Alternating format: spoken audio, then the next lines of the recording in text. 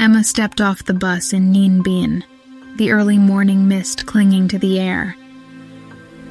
She had come alone, seeking something she couldn't quite name, something she hoped to find in this quiet corner of Vietnam.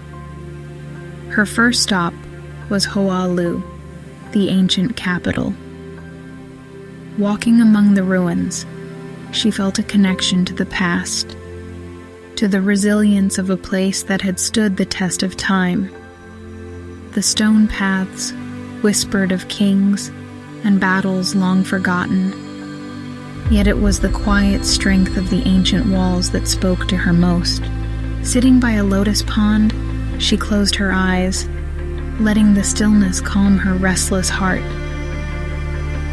She had been searching for answers, but here, she began to understand that perhaps the answers weren't the point. It was enough to simply be.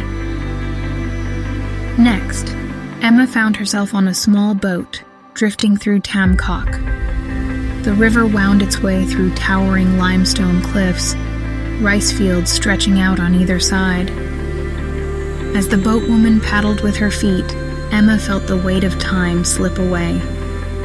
The caves they passed through were dark and cool, yet peaceful, and the river moved gently forward, just as life does, always flowing.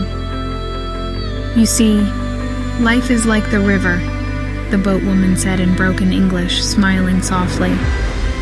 It flows even when you cannot see where it leads. Emma nodded, the truth of that simple wisdom sinking in. She had spent so long trying to control every twist and turn of her life, terrified of the unknown. But here, on this river, she realized that maybe the unknown wasn't something to fear. Maybe it was simply a part of the journey. Her final stop was Hang Mua, a steep mountain with over 500 stone steps leading to the top. From the base, the climb seemed daunting, but something inside her pushed her forward. Step by step, she ascended, her legs burning, but the view growing more breathtaking with each glance back. As she reached the top, the landscape opened up before her like a revelation. Green fields, winding rivers, and the endless sky. Standing there, breathless not just from the climb, but from the sheer beauty of it all, Emma felt the rush of something she hadn't known she was missing. Connection. Connection to the earth beneath her feet, to the air filling her lungs, and most importantly, to herself.